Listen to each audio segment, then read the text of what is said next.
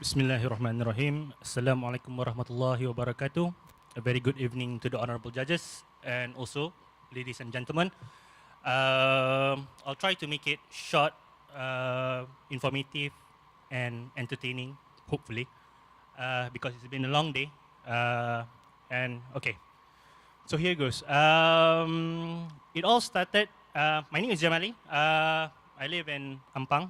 I'm born and bred in Selangor. I'm very much an urban person. But the past few years, I've been delving into social issues, political issues, education issues, and so on. And I wonder what went wrong. And we had this policy called the Look Towards the East policy, Dasar Pandang ke Timur, right? And we try to follow Japan. But the real question is, who does Japan follows? We are following Japan, but who does Japan follows? That's a saying. You cannot, in order for you to move forward, you have to connect the dots backwards, right? So this is what Japan does. What they do is they look behind and they have their own mold. Okay, so I say, all right, this is something that we should do. On our history, on our culture, on our heritage. So I started to research on history. So what I found out is, I don't know if you guys know, that 80% of the White House personnel are from the history background. I said, why is it so important that you need to have 80% of the people in the White House who has a history background? And then I did a lot of checkups, and then I suddenly realized, like films, they've talked about the Scandinavians, they talk about the Norse gods, they talk about the Egyptian mythology, the Red Cliff, about the romance of the Three Kingdoms, they talk about Ahsoka, they talk about, even Thailand is doing Queens of Lankasuka. So what did we do?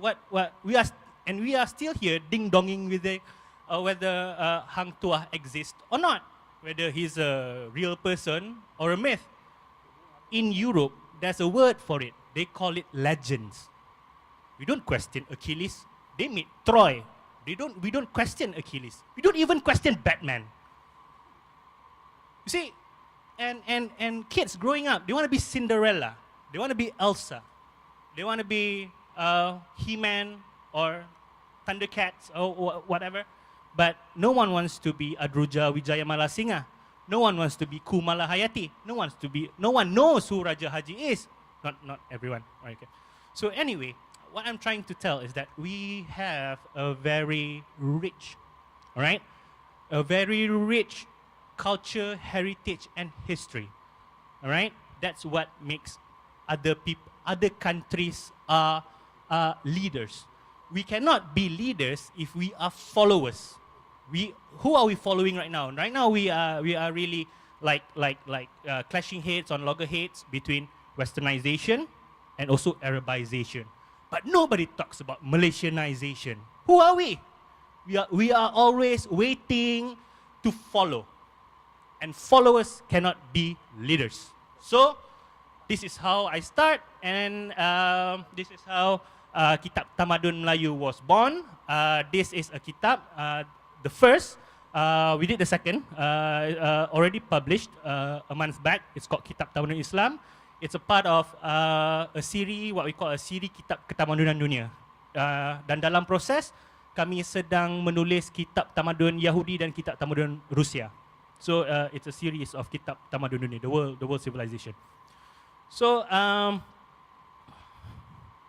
right. So I was having a very hard time on deciding what kind of media I wanted to pitch. I wanted to make games. I wanted to make films. I wanted to make dramas. I wanted to make a lot of things. But I decided to settle on documentary. But it's a documentary travel log drama thing. It's not very serious. It's not something like a National Geographic or Discovery. We try to make it a very indie pop culture thing because that's what we do. We don't. This book is actually not a storybook. It's a factual book. an academic, but we write it in a pop culture way, so that we can attract the young urban people to read on and know their history. So anyway, apa yang saya cuba buat adalah dokumentari ni ialah berkenaan dua orang anak muda, namely saya sendiri nak berlakon dalam cerita ni, dan juga seorang lagi kawan, Islah. We are both urban. Islah is pernah bekerja di Italy beberapa tahun dan kembali ke sini. So what we want to do is kita akan mengembara ke seluruh Nusantara dan juga ke beberapa negara lain, Jepun, Turki dan juga India dan juga New Zealand. Apa kita akan buat dekat sana ialah we are tracing back the Malay heritage, culture and history dengan mengikut timeline. Alright, so it goes. Alright, so the first would be where it all started. Alright, the theory of out of Sundaland. I'll just go briefly. Theory out of Sundaland, whereby out of Africa and then from the Pentas Sunda and Pentas Sahul, when the Great Flood came and then the Austronesian went out. Right. This is a theory from Oppenheimer, Professor Stephen Oppenheimer from Oxford University, under the HUGO Human Genome Project. All right. So.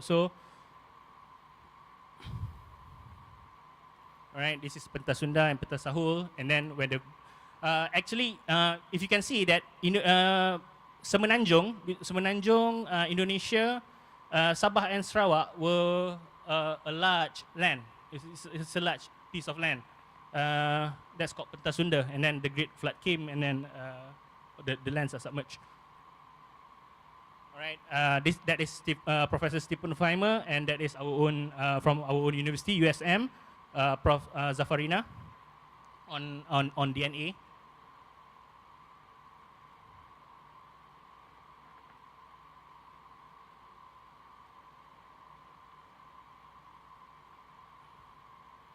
Alright, so semua tu kita akan mulakan dengan di permulaannya sendiri, where it begins. So after that, kita akan pergi kepada Perak Man. Sebab bukti arkeologi tertua di Malaysia adalah Perak Man yang berusia 11,000 tahun. Perak Man ni, apa yang menarik, yang tak pernah keluar, I confirm you tak pernah dengar ni dekat mana-mana media.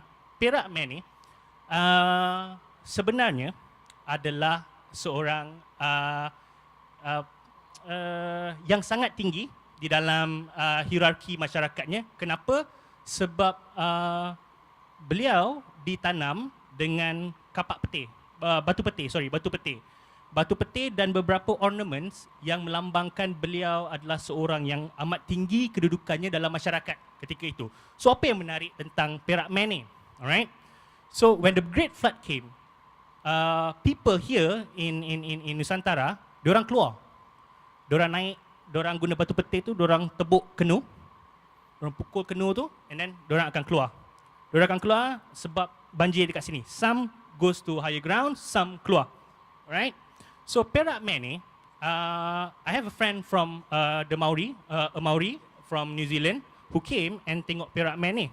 So ceritanya, Perak Man ni, he was a deformed, left belah kiri dia, tangan dengan kaki dia. So he was limping. Alright. So there is a god legend among the Maori people called Maui. Kalau dulu ada baju Maui tu, Maui and Sons tu, gambar dia gambar shark tu lah. Tapi actually that is a depiction of the Maui, the Hawaiian gods. Dewa diorang. Tapi apa yang lebih menarik, that is not the real depiction of the Maui god. Actually, dia punya depiction adalah orang Maui ni adalah seorang yang sebenarnya seorang yang sangat tinggi dalam masyarakat dia, dan dia juga limping, ada deformity di sebelah kiri. So dan dia ditanam dengan batu peti. Bukan di dalam masyarakat Maori, bukan semua orang boleh kena tanam dengan batu peti. Batu peti ni something yang very sacred.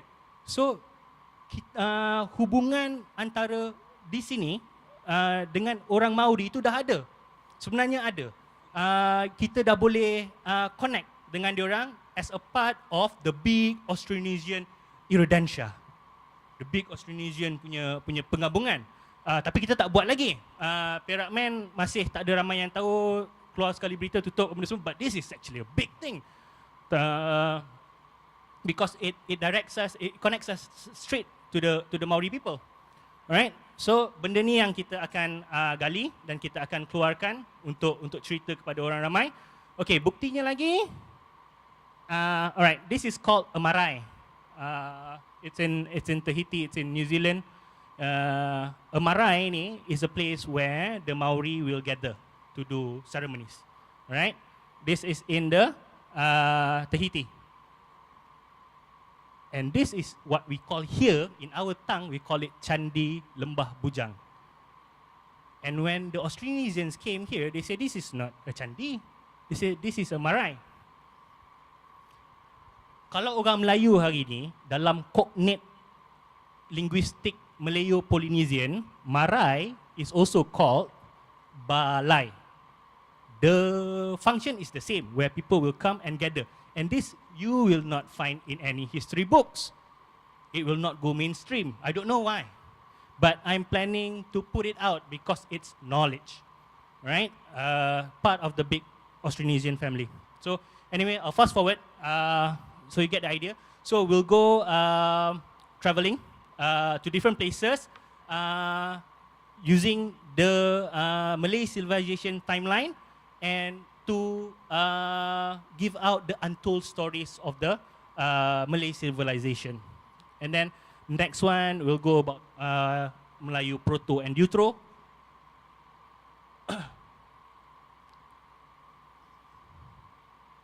And then we'll talk about, kalau kita dah cerita pasal ketamadunan di sini bermula dan kemudian keluar, kita tak boleh lari daripada the Malay navigation. So we'll talk about the Malay navigation, apa dia punya science, apa dia punya ilmu, and so on. This is from the book Maritime Southeast Asia. And then we'll show some manuscripts.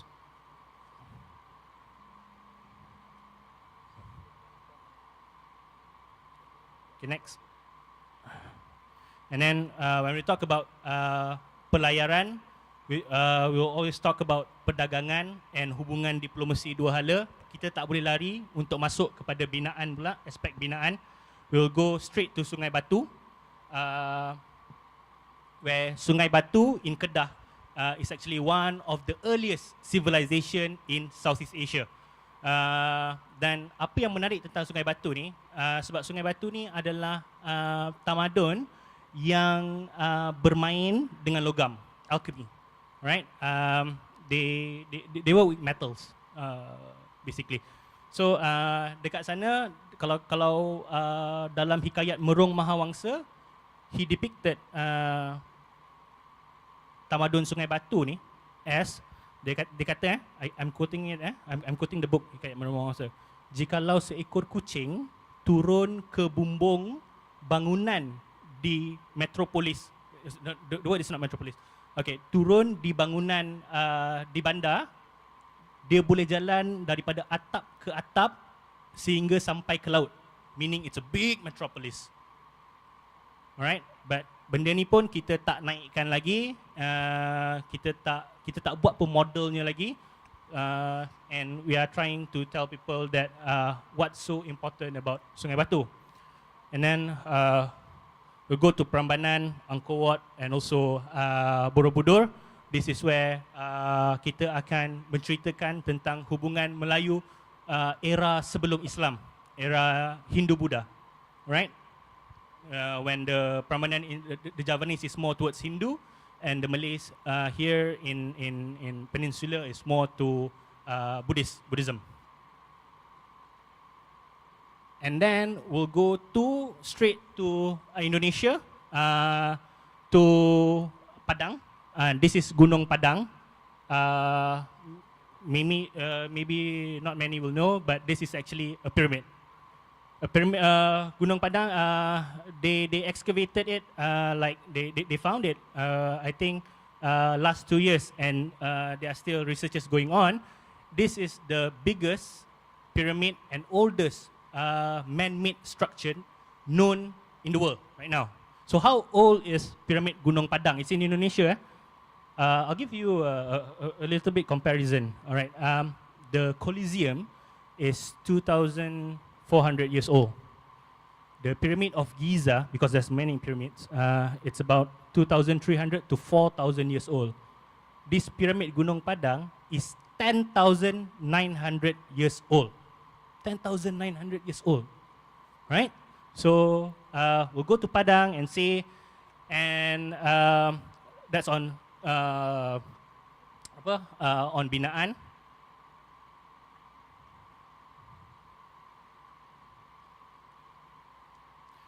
Right. So then after binaan, kalau kita ada bangunan yang besar and kita boleh berlayar di lautan, kita mesti ada sistem perdagangan, sistem ekonomi. No one talks about that, so we're going to bring it up. And then kalau ada pelabuhan yang besar, Simon Elegant from the Far Eastern Economic Review pernah mengatakan Melaka, pelabuhan Melaka sebanyak 2,000 kapal berlabuh di pelabuhannya seperti pelabuhan Singapura hari ini. Satu hari 2,000 kapal akan berlabuh di pelabuhan Melaka. Alright. So kalau 2,000 kapal masuk, apa teknologinya, apa sistem perundangannya, apa sistem politiknya, ketenteraan. Hari ini even our beloved Prime Minister said that Melaka fell because we fight using tombak and keris. Is it true? If Melaka has a big armada, can they fight an open seas war with tombak and keris? What about Pemuras, Istinggar, and Lela Rentaka? Who knows? The Malays has created Lela Rentaka. Lela Rentaka is actually a hand cannon. Now that is one of our orang kata masterpiece lah. Lela Rentaka. It's a hand cannon. So all of this kita akan cuba naikkan, tapi kita akan buat dalam bentuk yang sangat mencintai ilmu, mencintai sejarah dan warisan. This is purely about love, passion, and romanticism. So this is a project by us, the Patriots. We are the author of the book, and also Wayang Bangsa. Wayang Bangsa is a 4-team person. We did a short movie. It's a 15 minutes movie, but I'll show. Maybe you can watch around 2 to 3 minutes what we have done. Maybe you can get a feel of what we can do, because I have a team ready to do it, and we have a script, and maybe we can show a bit. Bro.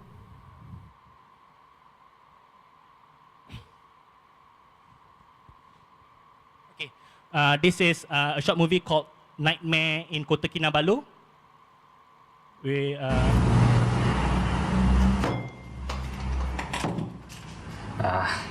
Comunque non è giusto, eh? Kenapa? Kenapa? Come cosa? Tu ti mangi la mia pizza. Io dovrei mangiarmi il tuo nasi lemak. Ma mangiatelo tu il tuo nasi lemak. Aku kena makan pedas. Kalau tak pedas tak sedap. Orang Melayu, lidah mesti kena pedas. Nampak? Ini baru makanan. Che cazzo è? Quella è merda. Tu ti mangi la mia pizza, che non è merda. Tu ti mangi la tua merda perché ti piace la merda. Allora mangiatela tu la tua merda. Bapak kan apa? Pizza ni boleh makan, boleh masuk microwave. Yang ini segar, lemak. Kalau simpan tak boleh jadi basi, faham? Cazzo dici? Merda è merda, verde, cetrioli, 2 stronzate bianche, ma ti piace la merda? Mangiati la merda, Ali. Ti piace la merda? Mangiati la merda. Oh, pandai macam taik kuda eh? Ini lagi macam taik kuda. Ini cerita bagaimana aku mula-mula dapat mimpi. Hampir setiap malam aku dapat mimpi yang ngeri ni. Segala-galanya bermula di Kota Kinabalu. Aku pergi bercuti dengan kawan baik aku dari Itali. Dia baru je lama makwa dia, Claudia. Jadi, untuk hilangkan gemuruh dia, tunggu jawapan. Aku ajaklah dia bercuti kat sini. Apapun yang tengah nak kencing tu bukan aku. Itulah Mamat tu. Nama dia Luca Barbatelli. Aku panggil dia Barba je. Kadang-kadang aku panggil dia Bastardo.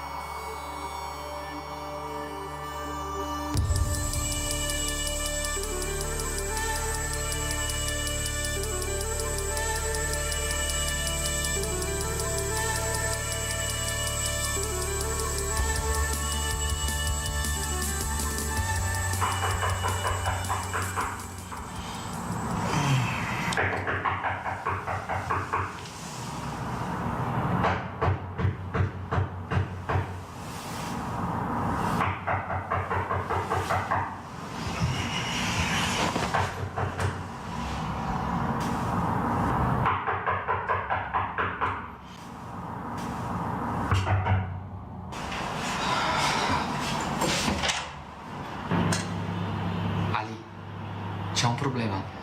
Mi devi aiutare, cazzo. Mi devi aiutare, cazzo. Yang ini aku. Nama aku Ali. Aku dengan Barba sangat rapat sampai aku tak perlu cakap Inggeris dengan dia. Aku cakap Melayu ke, dia cakap Itali ke, kita saling faham. Bro.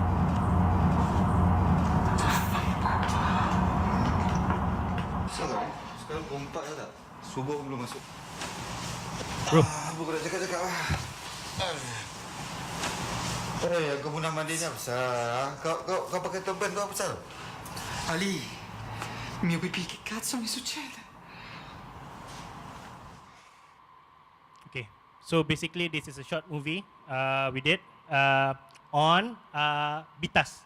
Bitas ni satu sihir di Sabah. Bila you kacau anak dara Sabah, you tahulah apa jadi. It's called Bitas. So what we do is we do this kind of short movies untuk perkenalkan Malaysia. The ethnics, the races, the uniqueness, logat dia, kelebihan dia, whatever about Malaysia. Because Malaysia is truly Asia kan. So kenapa kita tak tonjolkan keasianan kita? You know, so that is our focus, that is our objective, and that is our mission and vision in Wayang Bangsa. So kita akan buat macam itu juga untuk dokumentari ni, very contemporary, very pop culture, untuk menarik lebih ramai audience. So far, I rasa itu saja. So yeah, itu dia. Alright, thank you very much, Mr. Muhammad Jamali Basha. We'll start with first from here, Mr. Sunny Boy from Astro. Assalamualaikum. Waalaikumsalam. Saya tanya cepat-cepat je. Dokumentari ni berapa? 13 episod. 13 episod hosted atau tidak? Di host ataupun VO atau? Dia macam travelog juga. So macam orang akan dia macam jejak Rasul. No. Dia dalam pada tu juga saya nak tunjukkan tentang drama persahabatan. It's a journey. It's a journey of two person untuk cari kembali sejarahnya, but we put facts in. So basically we try to make it orang kata enjoyable juga untuk tengok. Subjeknya serius, tapi kenapa kamu nak buat macam tu? Um, Kenapa tidak? Why do you just take the route of actually telling a good documentary macam cara Net Geo atau Discovery? Ada terfikir cost dan juga macam mana nak kata untuk our target audience, because kita orang buat benda ni mengharapkan inspired by our own true experience lah. Maksudnya how kita fell in love and be passionate about our history. So macam kita nak menggambarkan perasaan tu kepada orang juga. So nak tarik audience lebih ramai untuk menonton. Sebab dokumentari ni mungkin dia cut sikit. The one I'm not sure. So ini memang untuk local consumption saja. Kami sebab memang untuk luar juga, tapi kami memang nak buat purely in bahasa Melayu. Tu. So dengan macam tadilah kita akan ada subtitle in English. Okay, cuma dia punya jalan yang dipilih ringan, rugi ya. Nombor dua, the kaitan bila cakap cerita yang macam tu di being told in a urban way, saya cuba memahami asosiasi di antara urban dengan projek ni. Untuk sebab dia macam ni, bila saya kata urban tu sebab apa yang jadi di urban, dia permasalahan dia tentang masyarakat dengan di luar bandar tu lain, dengan suburban lain. Bila saya kata maksudnya saya associate dengan urban, dengan orang-orang urban ni adalah disebabkan hari ini kalau macam, because I've been writing about history, the Malay history in particular. Kami selalu pada awal-awal tahun pertama kami selalu dapat negative feedback. You know, this is the orang kata pukulan daripada keadaan semasa lah, politik, the racial tension apa benda semua. I cuma nak bagi tahu, I write about the Malay history because I tengok orang luar tak ada masalah pun cerita Malay history. Tapi urban ni, golongan urban yang dah terlebih moden ni, dia ada satu masalah. Dia selalu fikir benda lain. When you talk about history, you cuba untuk bagi tahu tentang politik. And yang paling teruk, kalau cerita pasal sejarah Melayu je, you UMNO. Contoh, sorry kalau ada ni apa benda. Tapi I'm just telling the feedbacks that we get. So kita cuba untuk ubah mentality ini untuk orang hargai sejarah kerana ianya sejarah. Okay. That's about it. And yang bagus dia, selepas 3 tahun kami dapat feedback yang sangat baik, and orang-orang sudah mula from different races menghargai sejarah sebab kita menceritakan sejarah daripada aspek kecintaan. That's it. Okay. Yeah. Saya cuma fikir kalau benda ni dibuat secara serius, ikut landasan Net Geo ataupun apa tu Discovery, dia ada lebih potensi daripada jalan yang kamu fikir kamu nak ambil. Tuan, kalau ada bajet kecil tapak tangan, nyiru kami tadahkan. Tapi itu semua bukan soal kita, soal you sendirilah. Macam mana you nak buat skrip dia, macam mana you nak cari. Thank you very much. Moving on to Mr. Muhammad Zaki from Finas. Hai, Jamili.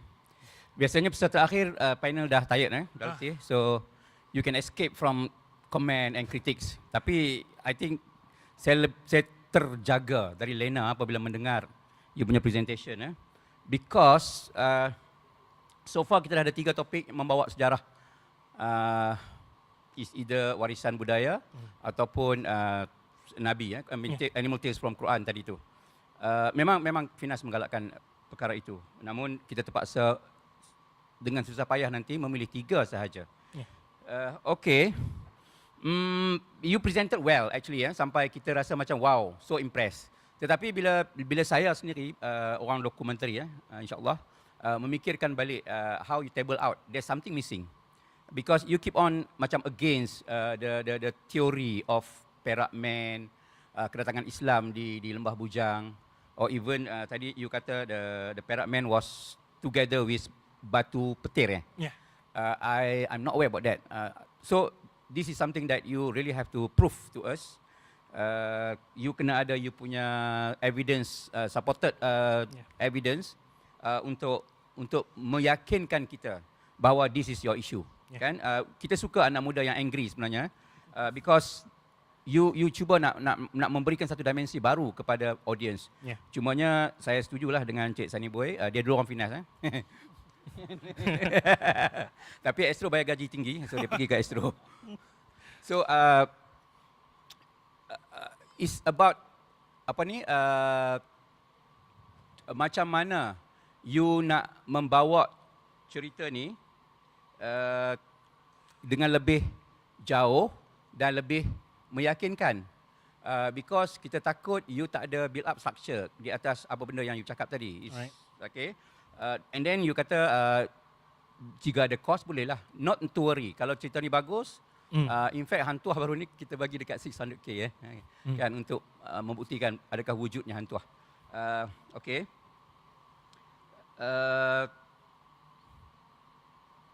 And then you said that 80% staff dekat White House mempunyai background history, maybe for certain reasons. So these are the things yang yang sebenarnya tidak really menampakkan ketamadunan Melayu tu. Tadi actually masa peringkat final 10 tu, I'm impressed with your kitab Tamadun Melayu. Suami baba pernah buat tentang warisan surat-surat Raja Melayu. So I am expecting that kind of thing, di mana you dengan you punya friend tu siapa? Islah tu akan travel and then you come to a location, you ada characters driven you, and then you move on dalam journey tu, dan you ada you punya inciting moment, you ada krisis demi krisis untuk membuktikan penemuan-penemuan and you punya journey. So I am expecting that. That is a very old school observational of documentary yang Net Geo, Discovery, even History Channel buat. But anak-anak muda yang angry ni mungkin they want to come up with something yang agak vibrating. But yalah, you have to berpijak di bumi yang nyata lah, especially bila you nak cuba buktikan tamadun Melayu. To me, tamadun Melayu is a big word. Because kalau setakat you kata Perak Man is dekat dengan batu petir, to me that is not tamadun Melayu. Tamadun Melayu lebih kepada bagaimana pemikiran, lifestyle, kepercayaan agama. Mereka mengubah daripada animisme kepada Islam. Why? On why? And bagaimana mereka taat dengan Sultan. So pada saya, that is tamadun. In fact, I recap balik apa yang you kata tadi, kucing berjalan sampai ke pantai, tapi saya pernah baca, it took 9 nights for kucing to move daripada bumbung ke bumbung di Kota Melaka. You mentioned about Sungai Batu. And baru-baru ni kalau you tengok Utusan Malaysia, I'm a fan of Utusan Malaysia, walaupun headline dia sekarang tak apa. Okay. So dia bercakap tentang penemuan kapal purba dekat Lembah Bujang tu. So that will be another area yang you kena explore. You jumpa dengan doktor arkeologi yang Mokhtar tu, Prof Mokhtar tu dekat USM. Maybe he can tell you more about that. So that to me that is tamadun lah. Macam mana kapal Melayu lebih better. In fact, bila you kata adakah pahlawan Melaka tidak ada meriam pada ketika itu? Yes, it's true. It's not. Sebenarnya mereka ada Lela dan Kaka sebagai in fact meriam sebanyak 3,000 meriam ke 5,000 dibawa balik ke Portugal. Edinho said something, another person said something. Dibawa balik ke Belanda dan juga Lisbon sebagai sebagai sampel atau template kepada reka cipta meriam di sana. Okay, saya suka you buktikan apa marai, sebab you kata it's not candi, it's marai. So banyak you punya discovery dalam buku tu, is it? Have to be proven because buku and screen documentary are two different thing. Kita nak melihat picture, kita nak melihat bagaimana penterjemahan visual dan audio tu di certain teori yang you cuba nak gambarkan. Dan kita tak nak orang cakap. We want books, we want research material, we want write up, we want artifacts untuk dibuktikan, because this is doku. And then Sungai Batu can be kalau you kata Sungai Batu is civilization Melayu pada ketika itu, I think you are right. Cumanya you kena gambarkan yang orang Melayu ni tak ada lekeh sangat kan. Tak adalah kita ni macam duduk lautan, duduk dalam gua without any ketamadunan. The word ketamadunan tu you kena jagalah sikit. You have to defend that. Alright. And then you got facts yang saya pun terkejut. You kata ada piramid about 10,000 years dekat Padang tu. If that one connected, yes. In fact, you can play out with Hang Tuah punya Puteri Gunung Ledang dan sebagainya. Maybe lah mitos lah, tapi certain things kalau you are smart on connecting that thing, it will impress us. Dan kita nampak bahawa tibalah masanya nilai-nilai Melayu tu diangkat. Sebab people never bertanya ataupun query about Batman, Superman or even Spiderman kan. They just accept as it is. Kan siap pergi tengok 2-3 kali pun. And then lastly, you mentioned about Jejak Rasul. I'm in Jejak Rasul actually. You said that Jejak Rasul is something that what you have been dreamed. Sebenarnya Jejak Rasul is discovering the traces of Islam yang telah dibuat sebelum ini. Cuma kita datang ke situ, kita nak buktikan benda tu ada dan siapakah yang terlibat dalam benda-benda macam tu. It's more on research based. Kalaulah ianya merupakan satu rangkaian episod yang research based, I think I support you. Maknanya costing tidaklah menjadi masalah. It can be discussed later. Betul kan? Saya betulkan mungkin perkataan dokumentari itu berat, macam seberat perkataan ketamadunan. What we actually want is that people to just be aware and start talking. Kita tak nak pergi terlampau jauh sampai ianya nampak mengarut. Dan kita nak hypothesis or this theory ada pemberatnya, ada pembuktian. Mungkin tak lengkap, tapi it will make people start untuk mengkaji. Orang akan mula, we're just a catalyst, we're just a pioneer. Apa yang kita nak adalah people tahu dan orang start membaca. the first thing that people will do is people will Google. Orang akan Google, orang akan tengok, oh okay, alright, benda tu, and then so on, and pembacaan and so on. Kita nak spark that interest balik kepada jiwa semua orang. That romanticism, that passion. Okay. So on your mapping tu, you boleh kaitkanlah macam mana Iceman tu lebih berusia muda daripada Perak Man. Jika kita tengok you have to be on that. Yeah. And then you mention about pop culture, indie, apa semua tu. I think maknanya kita yang old school ni, cikgu-cikgu lama ni kita tak really, bukan kita tak nak faham you punya Angry Man tu. Tapi if you are talking about conventional doku, since genre you doku, you have to be careful on what you are trying to prove. Faham. Okay, all the best. Jangan risau, komen ni agak panjang. I mean, you can always bawa benda ni lebih jauh dekat pitching center nanti. Alright, thank you. Terima kasih. Over to Mr. Razin from Kota Buku. No questions again for me, just a comment. Yeah. Okay, Jamali, such a heavy topic. Hopefully you can transfer the whole thing. You give justice to the doku that you want to do later. Yeah? Thank you. Thank you, sir. Over to Elaine Lockman from 88 Plus.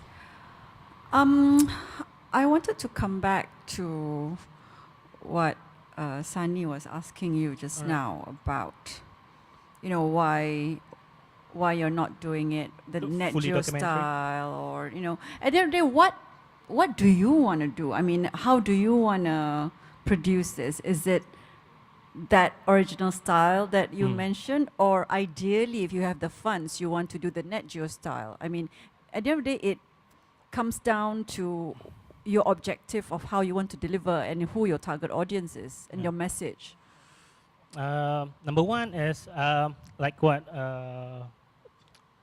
documentary is actually very, very, very heavy. Yes. You know, you have to have empirical data and so on. Okay. The problem with the Malay civilization is that number one, we don't have our manuscripts. 32,000 of our manuscripts are still outside. The ones that we have here, we still haven't terjemahkan lagi dan huraikan. We haven't syarahkan lagi manuskrip tersebut. And our apa orang kata, effort kita, usaha kita untuk mendapatkan kembali relik-relik yang tertanam dan juga berada di luar negara tu masih kurang. So for a documentary, because macam mana kata, I really respect the name of documentary is because everything is documented basically.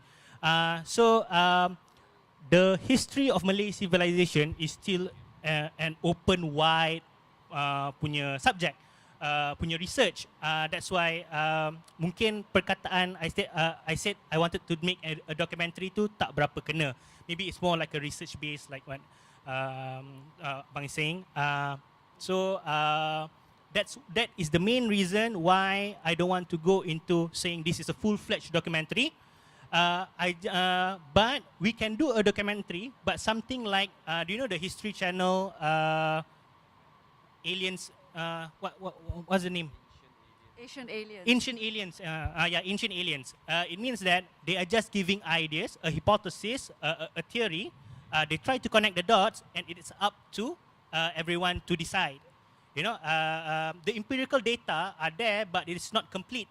So it can be something like that. It's just a spark to make people to start talk, and then maybe people in the Jabatan Warisan or Pusat Sejarah will start to there's a lot of people giving interest in this, and maybe they will take it seriously as well. Yeah. Is that it? Yeah, that's. Oh, okay. So, so again, the style is as such because you say the audience is towards urban. I mean, towards I would assume is towards the younger set of. Yes. Is it Malays or Malaysians? I was hoping Malaysians. Yeah. Okay. And when you say you're doing your travels, so because I haven't read the book, so Yeah. I'm assuming that you are looking at unearthing. No, because for example, there's actually, for example, in Japan, there's a university in Okinawa, whereby it is from the Ryukyu Kingdom. there are two things. Number one is a keris. They found a keris under the sea of Okinawa. And also they have letters from Malacca during Malacca era and stating about a Laksamana. So we're trying to go to meet Professor Matsuda over there in Okinawa to do an interview. And also, like for example, to India, there's actually a stone tablet from the era of Bijaya Nagara, where there is stated in Sulalatu Salatin and also Sejarah Melayu, where Hang Tuah actually went to India, called by the Vijaya Nagara kingdom, to help them to tame the horses, the wild horses. So there's a stone tablet over there. Many people say that this is mengarut, tak betul, whatever. But the people, researchers in India says they have found a stone tablet during the Vijayanagara kingdom, where there is a Laksamana with a tengkolok standing over a group of horses. So yeah. So Okay, so basically you're visiting places that has some relationship with the history here. Yeah. And so I'm just because even with Ming Dynasty. Sure. Yeah. Because I didn't come out just now in your, okay. because I don't know why you. I thought it was more of like you are actually looking at evolution of Yeah. the tamadun Melayu dekat situ and so on and so forth. Okay. Interesting. But I think I kind of like your idea about where you're going towards in terms of producing this. I mean, I know it's on a lighter tone because you're trying to appeal to that specific target audience, and also like the fact that you're doing it in Bahasa. I mean, it doesn't mean that it's in Bahasa it can't sell in that Exactly. sense. Yeah. Yeah. Okay. Good luck. Thank you. Thanks. Thank you, and finally to Slayum from Kadokawa Gempat Stars. I quite like the way you approach the whole subject, and Thank you. I think it will be interesting if it's finally made into a Godspeed, documentary. yeah. And good luck with your project. Thank you. All right, thank you very much, Mr. Muhammad kasih Jamali semua. Basha, with the IP Kitab Tamadun Melayu. We wish you luck.